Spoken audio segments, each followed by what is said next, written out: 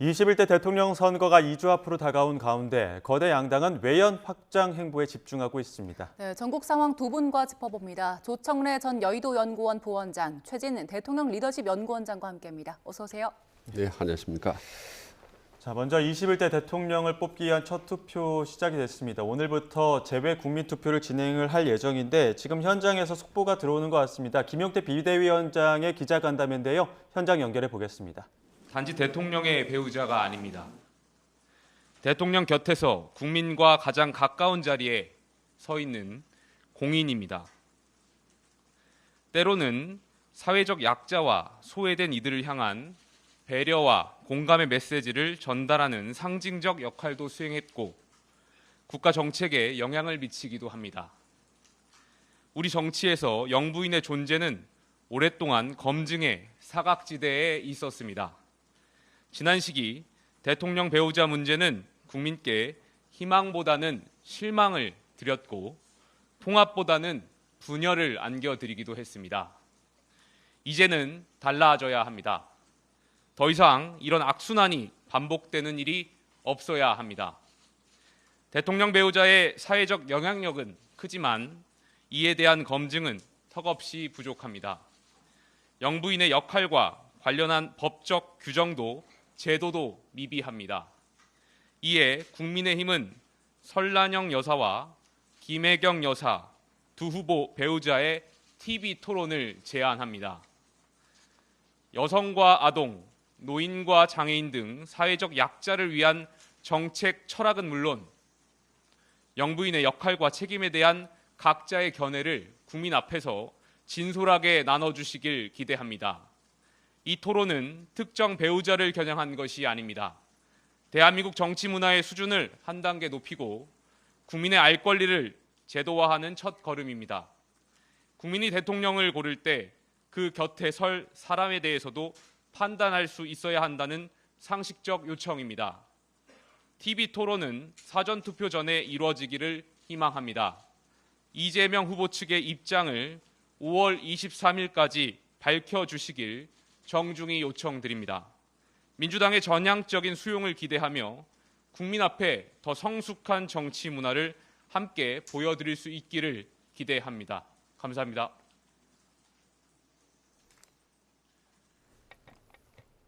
질문 있으시면 몇 가지 받겠습니다.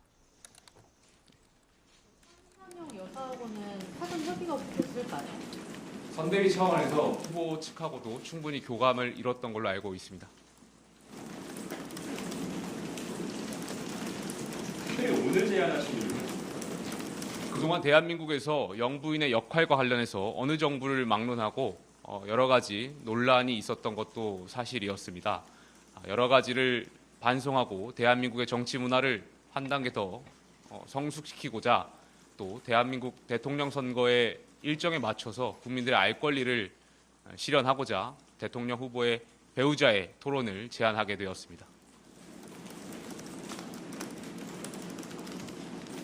TV 토론에 참여하는 배우자의 기준이 있나요? 왜냐하면 지금 말씀하신 거는 김혜경 씨만 지금 놓고 얘기를 했고 사실 이준석 후보 같은 경우는 배우자가 없는데 이런 부분에 대해서 형평성 논란이 있을 수 있을 것 같아요. 글쎄 그 부분에 대해서도 개혁신당이 특별한 추가할 수 있는 부분들 의견이 있으면 같이 검토해 보겠습니다. 더 이상 질문 없으시면 여기서 마치겠습니다. 예.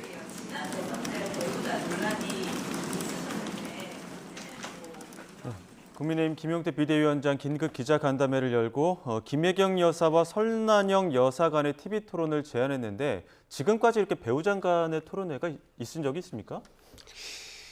기억이 없네요. 예. 근데 이제 우리나라의 영부인 제도에 문제가 있습니다. 이게 뭐냐면 우리나라는 대통령 부인에 대한 법적 지위가 보장이 돼 있지 않아요.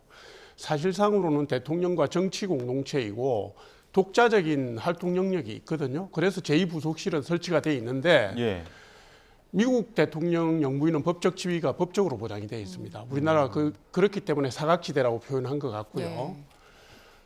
단순히 배우자로서 현직 대통령을 보좌하는 것 외에도 국민들 대국민 활동을 하고 사회적 약자라든가 복지기관 뭐 이런 부분에서도 활동을 하시기 때문에 그 부분을 공개적으로 공식화시켜서 가자는 뜻이고 그다음에 이번 대선부터는 영부인들 되실 분들끼리도 예. TV 예. 토론을 해서 국민 검증을 좀 받으면 어떠냐 하는 것인데 저는 필요하다고 봅니다. 예. 네. 최진 원장의 입장 어떠세요? 일단 저 뭐 하버드 토마스 패터슨 교수라는 사람이 그런 얘기를 했습니다. 오늘날 퍼스트 레이디는 대통령에 대한 제1의 특별 조언자라고 그 정도로 아주 중요한 역할을 할 수밖에 없는데 그런 점에서 영부인들도 이제 검증이 필요하다라는 총론적인 말씀을 일단 동의를 합니다.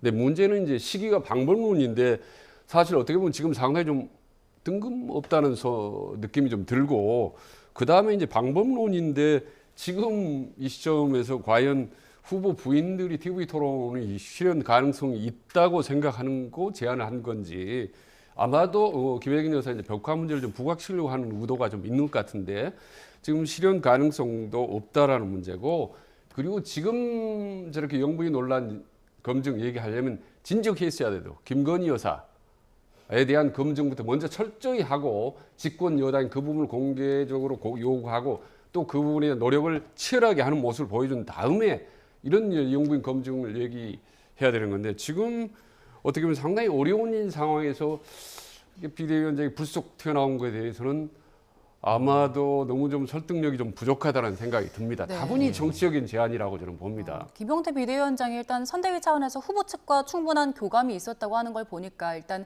김문수 후보 측과는 이야기가 어느 정도 된 것 같고 23일 금요일까지입니다. 그때까지 이재명 후보가 입장을 좀 밝혀달라고 했는데 지금 그 두 후보의 배우자들 내조하는 방식을 보면 조금 차이가 있잖아요. 김혜경 여사는 계속해서 조용한 내조 방식을 이어가고 있는데 이 제안에 응할 것 같습니까?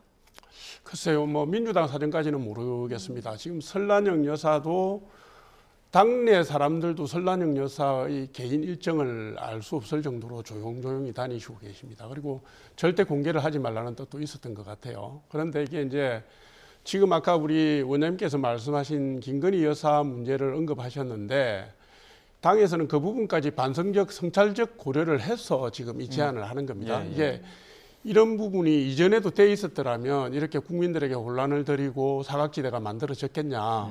앞으로라도 제대로 하자는 뜻이고요. 예. 예. 시간이 촉박하긴 한데 불가능하지는 않지 않습니까? 뭐 방송국에 문의를 해서 시간만 잡으면 한 2, 3일이나 3, 4일 뒤라도 저는 가능하다고 보기 때문에 예.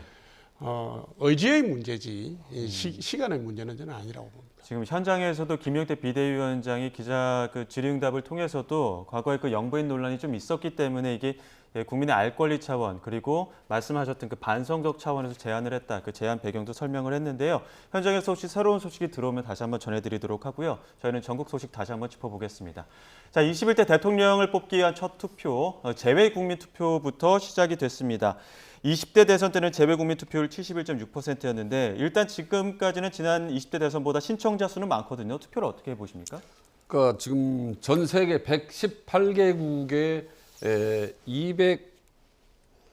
223개 투표소가 있다는 거 아니겠습니까? 예. 그래서 해외 동포들의 표심이 대단히 사실 궁금하기도 합니다. 아마도 지난 6개월 동안에 계엄 탄핵 전국을 거치면서 아마 해외 동포들이 많이 가슴을 아마 조였을 겁니다. 그래서 이번 과연 투표율, 그다음에 득표율 이런 분들이 많이 궁금한데 아마 이제 과거는 지난 대선 윤석열, 이재명을 팽팽히 했기 때문에 아마 71.6%였나요? 그러니까 좀 투표율이 상당히 높았던 거라고 생각을 합니다. 근데 이번 같은 경우에는 만약에 윤석열 계엄 비판론이 아주 높다면 해외 동포들 간에 그렇다면 아마 투표율이 좀 높아질 것 같고 이번 대선 끝났다라는 생각이 팽배한다면 저는 지지율은 떨어지지 않을까라는 생각이 듭니다. 투표율이 떨어지지 않을까 생각하는데 결론적으로 아마도 제 개인적인 생각은 투표율은 좀 뭐 낮거나 비슷할지 모르겠지만 득표율은 아마 이재명 후보 쪽이 훨씬 높지 않을까라고 저는 생각을 해봅니다. 개인적인 소견입니다. 예, 일단 재외국민 투표율 이재명 후보가 좀 더 높지 않을까라는 전망 주셨는데요. 동의하십니까? 열어봐야 알죠. 근데 이제 투표율은 그렇습니다. 이게 우리나라의 재외국민 유권자에 해당되는 숫자가 한 230만, 40만 좀 돼요.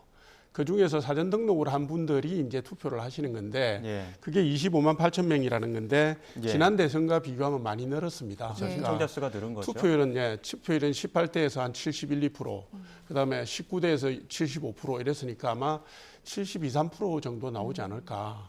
등록 숫자가 늘었으니까요. 예. 그리고 이제 바깥에서 계신 분들은 나라의 질서라든가 미래라든가 헌정 질서 이런 거를 굉장히 중요하게 생각하고 애국심이 강한 분들이기 때문에 예.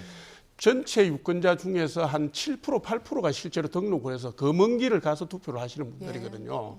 아주 적극적인 애국자분들이기 때문에 저는 김문수 후보가 유리할 거라고 봅니다. 네, 두 분 전망이 좀 갈렸는데요. 일단 사전 투표, 재외 국민 투표도 오늘부터 시작이 됐고요. 이제 대선은 14주 앞으로 다가왔습니다. 후보들도 바쁘게 움직이고 있는데요. 이재명, 김문수 후보는 수도권 표심 잡기에 나섰는데 유세 현장 직접 보겠습니다.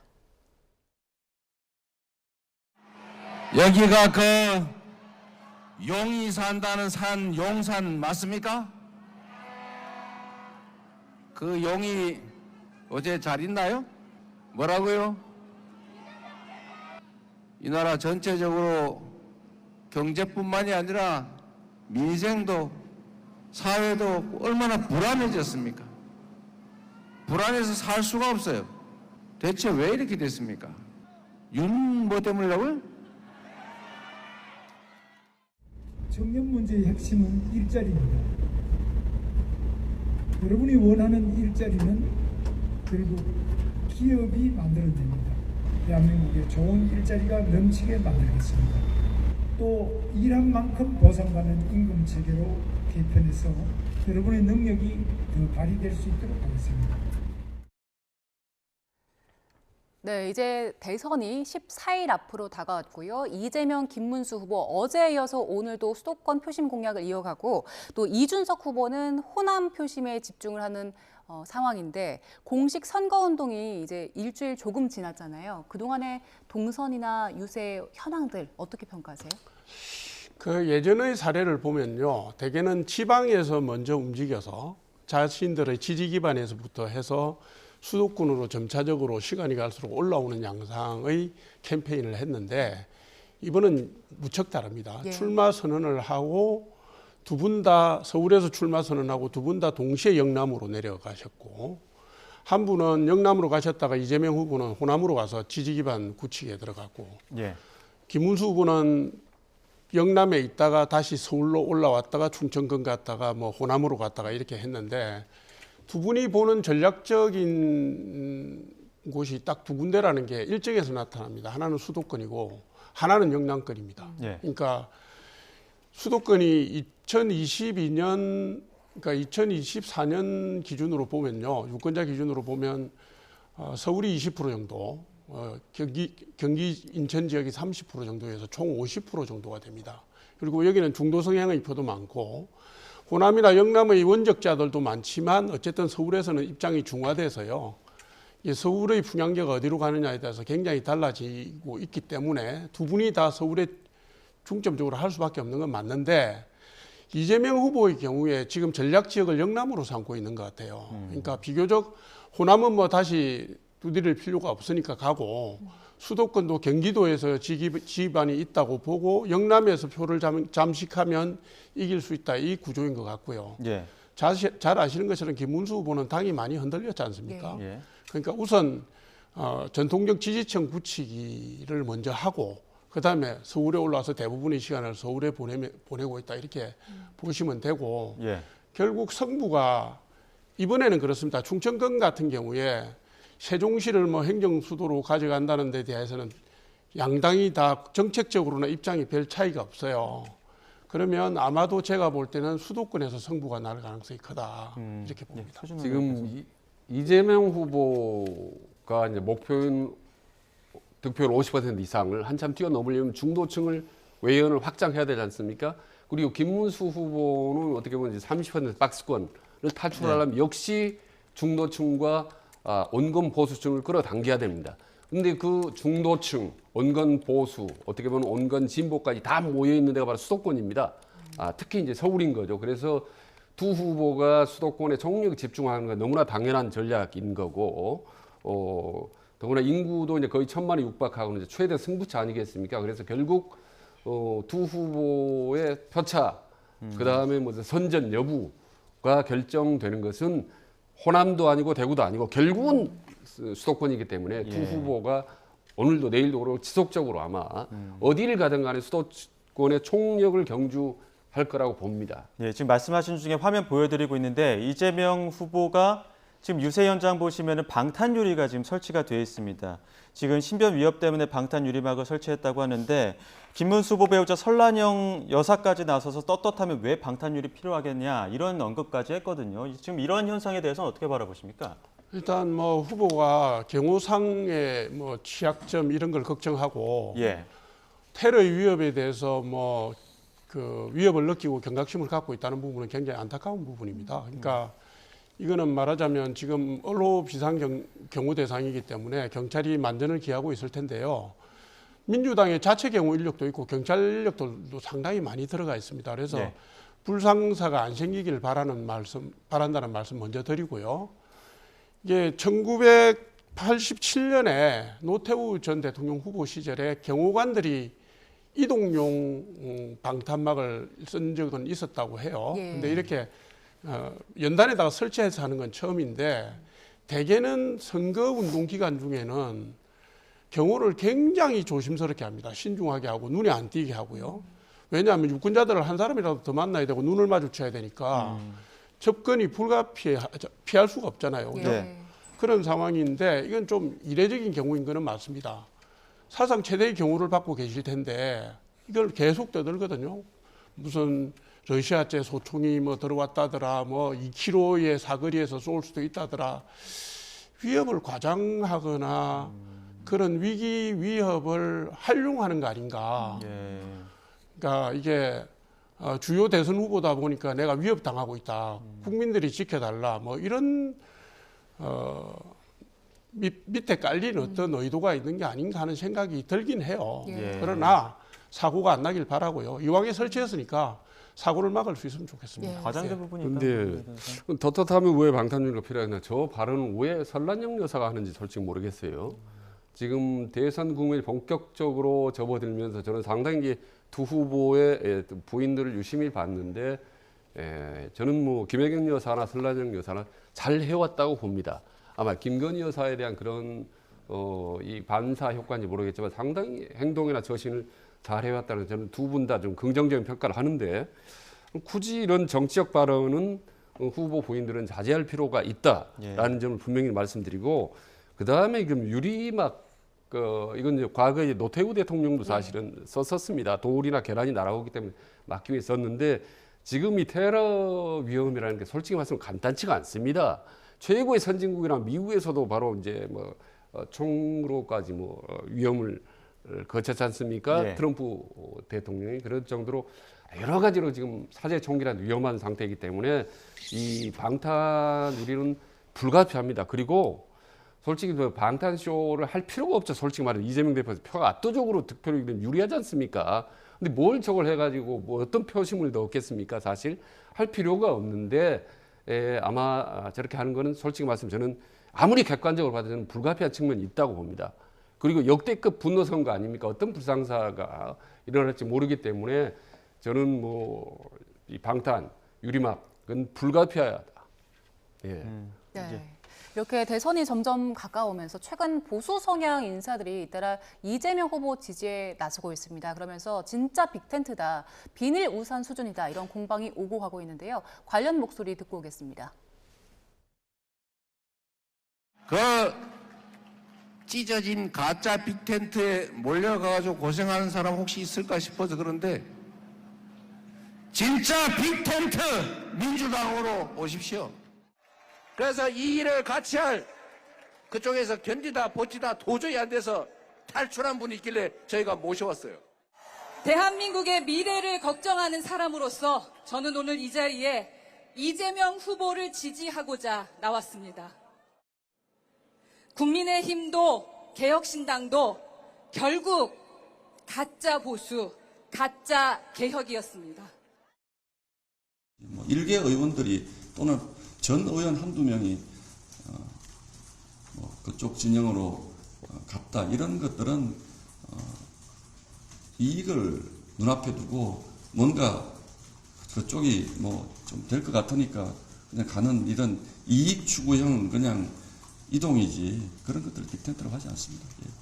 우리는 그걸 지금 아까 이렇게 거대한 개헌을 통해서 개헌 연대를 통해서 거대한 빅텐트를 치려고 하는데 그쪽은 거의 뭐 한 명씩 유권자 4,300만 명 중에 한 명이라고 하는 것은 거의 비닐우산 수준이고 우리는 빅텐트가 될 것으로 보입니다. 네, 국민의힘 쪽에서는 이게 빅텐트라기보다는 이익 추구형 이동이다라고 이제 판단을 했고요. 그리고 지금 상황을 보니까 개혁신당 출신 허은하 전 대표 그리고 김용남 전 의원, 문병호 전 의원 거기다가 또 김상욱 의원까지 이동을 했는데 이런 이동은 왜 이렇게 일어난다고 보십니까? 근데 사실은요, 대선이라는 큰 장이 열리면 이런 일은 늘 있어 왔습니다. 왜냐하면 대통령 선거 때 흐름을 타지 못하면 그 뒤에 지방선거나 그 다음 총선 때 위험하다고 생각하거든요. 특히 이제 전직 의원들이 특히 그렇습니다. 이제 지금 거기 가신 분들 제가 몇 면을 한번 볼게요. 이석현 전 국회 부의장 같은 경우는 새미래민주당의 창당 발기인 겸 비대위원장을 했습니다. 근데 새미래민주당이 미래가 없다고 보고서 난파선에서 뛰어내린 거죠. 그 다음에 허은하, 문병호, 김용남 이분들은 처음에 개혁신당 쪽으로 갔다가 거기서 어쨌든 내부 권력 싸움 통해서 밀려난 분들이에요. 지금 이준석 천하람 라인에서 밀려난 분들이 이분들도 개혁 난파선에서 뛰어내린 분들입니다. 이런 표현 드려서 죄송하지만 이게 사실입니다. 그 다음에 김상욱 의원은 지역구가 어디입니까? 울산 남구에서 국회의원 공천받아 됐습니다. 우리 국민의힘에서는 노른자이 중에 노른자이라는 이 지역구이기 때문에 이분이 울산 남구는 서울로 치면 강남이에요. 울산 중에서도. 이분이 국민의힘의 혜택을 최고로 많이 본 분입니다. 그런데 당의 흐름이나 이런 걸 전혀 무시하고 개인 플레이 하다가 고립을 자초해가지고 좌로도 우로도 앞으로도 뒤로도 못 나가니까 지금 뛰어내린 거거든요. 그래서 이거를 가지고 빅텐트라고 볼 수는 없고요. 비닐 우산이라고 한 것도 점잖게 쓰신 말인 것 같아요. 저도 하고 싶은 말이 있지만 여기까지만 하겠습니다. 사실 뭐 국민의힘 저는 좀 약간 안타까운 게 빅텐트를 치겠다고 많이 이제 뭐 노력을 했지만 결국 지금 자칫하면 빅텐트가 아니라 지금 빈텐트가 될 그런 처지에 놓였는데 지금 뭐 홍준표도 안 보이고 그다음 한덕수도 안 보이고 그다음에 뭐 한동훈 뒤늦게 이제 참여하고 이렇게 해서 거의 지금 썰렁한 빈 텐트가 지금 될 지경이다라는 참 그런 점이 안타깝다. 빨리 이 부분을 수습하는 것이 그나마 기본 텐트를 갖추는 것이 국민의힘의 급선무라고 보는 거고 민주당 같은 경우는 사실 뭐 빅텐트를 칠 생각도 하질 않았지만은 지금 사람들이 어떻게 보면 몰려오는 건데 그 부분에 대한 뭐 비판의 여지도 있을 수 있고 충분히 그렇습니다. 뭐 난파산 얘기도 뭐 일리가 있다고 보는데 어쨌든 과거에 보면 선거에서 승자의 흡수 효과 이거는 뭐 너무나 자연스럽고 당연한 현상입니다. 당선 가능성이 높은 승자의 강자에게 사람들이 쏠리는 것은 어쩔 수 없는 그런 현상이기 때문에 아마 이후에도 그런 현상들이 많이 있을 거라고 봅니다. 그래서 국민의힘은 뭐 화도 나고 섭섭하겠지만 빨리 최소한 기본적인 텐트를 맞추는 그러니까 내부 집안 전열이 저는 아직도 끝나지 않았다고 보거든요. 지금 뭐 특사가 뭐 하와이 갔나요? 아직도 뭐 소식이 없는데 이런 내부 집안 단속 이게 바로 최대한 급선무고 당면 과제다. 그거야말로 제1 전략이다. 그나마 승 표차를 줄일 수 있는 저는 그 최고 전략이고 유일한 전략이다라고 좀 이 시점에서 말씀드립니다. 일단 특사단은 한 차례 회동을 했고 오늘 저녁에도 한 번 또 만나고 얘기를 한다고 하더라고요. 현장에서 전해지는 이야기로는요. 근데 이제 텐트가 이제 크든 작든 어쨌든 텐트를 세우려면 지지대를 먼저 세워야 되는데 이게 이제 큰 축이라고 할 수 있는 김문수 후보와 이준석 후보의 단일화 문제가 아직까지 해결이 안 되고 있거든요. 이건 어떻게 바라보십니까? 그거는 제가 볼 때는 아직 클라이막스가 아닙니다. 지금 25일 날 투표용지 일주일 전에 제가 볼 때는 지금 TV 토론이 23일 있고 28일 있지 않습니까? 23일 TV 토론까지는 지나봐야 될 거다라는 것이고요. 지금 그러니까 이 단일화를 얘기를 하면 뭐 국민의힘에서는 김문수 중심의 단일화를 얘기하지만 개혁신당 입장에서는 이준석 중심의 단일화를 얘기하지 않겠습니까? 왜냐하면 어쨌든 누가 사표가 되느냐 이 얘기입니다. 그러니까 잘못하면요. 그 기반이 약한 후보가 이재명의 당선을 돕는 모양새가 됩니다. 시간이 끝까지 갔을 때 예를 들어서 여론조사 결과 공표가 불가능해지는 시점쯤 됐을 때 예를 들어서 이준석 후보가 지금처럼 6%에서 8% 정도의 지지율이라면 결국 사표 심리도 자극이 될 것이고 그 이준석 후보를 찍는 것은 이재명을 도와주는 모양새의 논리가 구전 논리가 전국적으로 확산이 될 거예요. 그래서 아마도 지금 명분을 갖고 단일화를 생각을 하는지 안 하는지 모르지만 고려는 아마 한쪽에서는 생각을 하고 있을 거예요. 그렇다면 그때까지 경쟁력을 최대치까지 올리려고 할 것이고 지지율이 뒤처지는 사람도 경쟁력을 올린 다음에 협상력을 가지려고 할 거기 때문에 지금 단일한 정치인들이 언급하는 내용 가지고 판단을 하실 내용은 아니고요. 제가 볼 때는 며칠의 시간이 더 가야 된다 이렇게. 아직 클라이막스는 오지 않았다. 토론회를 거치면서 단일화를 좀 끌어올릴 변화가 있을 거라는 판단을 하셨는데 어떻게 전망하세요? 글쎄요, 저는 아무리 생각을 해봐도 별로 뚜렷한 카드가 떠오르질 않습니다. 어떤 카드는 좀 궁금한데 이준석 후보 입장에서는 사실 단일화에 대한 명분도 없고 실력도 없는데 과연 할 가능성이 있을까? 저는 그 가능성이 매우 낮다고 봅니다. 일단. 그리고 단일화 협상을 한다 하더라도 김문수 후보가 30%대고 주사가 이준석 대표 후보는 한 자릿수인데 그게 어떻게 단일화가 이준석 중심으로 이루어질 수 있다고 생각하는 건지 매우 의문이기 때문에 저는 단일화론으로 해서 자꾸 이 논란을 일으키면서 줄까 말까 단일화 할까 말까 하면서 이준석의 몸집만 불리는 효과가 저는 있다고 보는 거죠.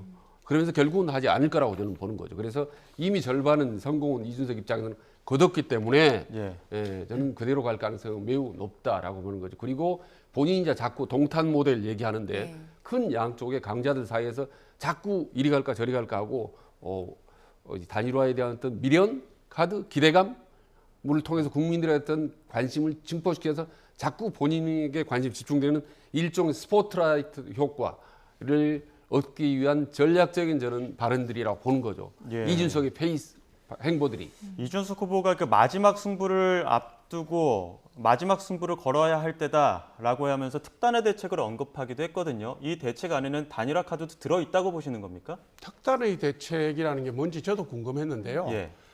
오늘 방송국으로 오면서 아침에 방송을 라디오를 듣다 보니까 천하람 지금 개혁신당 상임공동선대위원장인가요?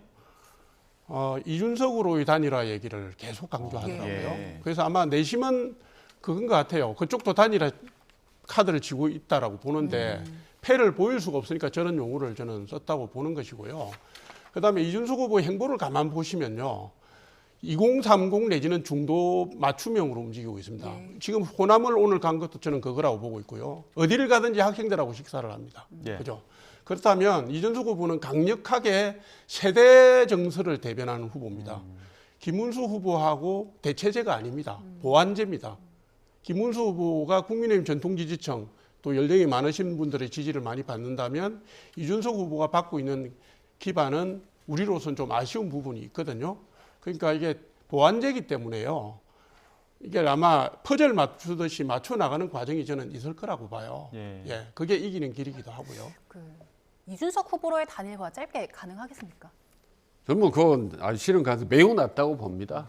그런 뭐 지금 의석을 108석 가지고는 거대 공당의 어떤 존립 의미 자체가 없어져 버리기 때문에 저는 그건 불가능한 거로. 다만 이제 이준석 대표 이런 특단의 대책이라고 하고 만약 그런 제안을 공개적으로 던진다면 아까 조금 전에 말씀드렸던 본인의 어떤 존재감 극대화 전략 즉 차원에서 저는 던지는 카드일 뿐이 실현 가능성은 거의 희박하다고 저는 봅니다. 그리고 지금 사진으로도 보시는 것처럼 홍준표 전 시장 지금 하와이에 있는데 특사단이 파견돼서 어제 홍 전 시장을 만났고요. 오늘도 만날 거라고 하는데 홍 전 시장이 이미 탈당할 상황이잖아요. 그럼에도 불구하고 이렇게까지 당해서 공을 쓰는 이유는 어디에 있는 겁니까? 홍준표 전 시장께서 탈당을 하시고 정계은퇴 선언을 하신 이후에도요. 계속 SNS를 통해서 정치적 메시지를 내셨어요. 이거는 뭐냐면 오랫동안 애정을 가지고 있는 당에 대한 단순한 미련이 아니고요. 자신의 정치적 생명을 걸고 새로운 길을 모색하는 거라고 저는 보는 겁니다. 예. 보는 거고, 그리고 넥타이 색깔 하나를 시간 단위로 바꾸잖아요. 예. 그건 제가 볼 때는 어쨌든 SNS 메시지든 복장 메시지든 국민의힘에다 던지는 저는 어떤 의미 있는 메시지라고 보는 것이고요. 셔츠도 빨간 셔츠를 예, 입었어요. 예, 맞습니다. 그래서 빨간 와이셔츠 예. 입으셨잖아요. 그래서 당에서 특사단을 파견하는 성의를 보이는 것이고요. 사실 이게 지금 선거 기간 중에는 굉장히 어려운 일이거든요. 그까지 찾아갔는데 찾아간 분이 선대본부장 하시던 분하고 자신의 비서실장 하시던 분이 찾아갔으니까 만나 주신 것도 있지만 예. 이미 찾아올 때 당신이 가지고 있는 메시지에 대한 생각이 있다고 저는 봅니다. 예. 아마 의미 있는 결과를 가지고 돌아오실 거고요. 예. 제가 볼 때는 이미 뭐 김문수를 지지한다고 했으니 마지막 순간에라도 선대위에 합류하는 어떤 절차가 있지 않을까 싶네요. 이제 대한민국에서 선거가 지금 대선이 한창인데 좀 하와이에 가서 말이죠. 예. 이렇게 대화를 나누고 밀고 당기하는 모습들이 참 너무 생소하고 좀 재밌다라는 생각이 듭니다. 근데 민주당이 자꾸 어떻게 보면 홍준표 전 시장에 대해서 뭐 우호적인 그런 제스처를 보이고 뭐 심지어 뭐 총리 발탁설까지 나오는 이유는 세 가지라고 봅니다. 첫째는 민주당이 통합을 위해서 노력한다는 효과를 예. 기대하는 거. 두 번째로는 국힘 내부 흔들기인 예. 거고, 세 번째로는 내년 6월 1일 지방선거를 겨냥한 어떤 TK의 공략을 위한 전략적 차원, 이런 이제 고난도의 어떤 여러 가지 의미가 좀 담겨 있다고 봅니다. 예. 그거를 어떻게 보면 본의 아니게 결과론적이지만 국민의힘은 자꾸 그게 말려 들어가고 있는 셈인 거죠, 사실은. 예. 자, 이런 가운데 지금 윤 전 대통령 변호인단으로 활동한 김계리 변호사의 그 국민의힘 입당 문제를 놓고도 굉장히 지금 당내가 시끄러운 상황입니다. 당내에서도 여러 목소리가 나오고 있는데요. 그 목소리부터 들어보겠습니다.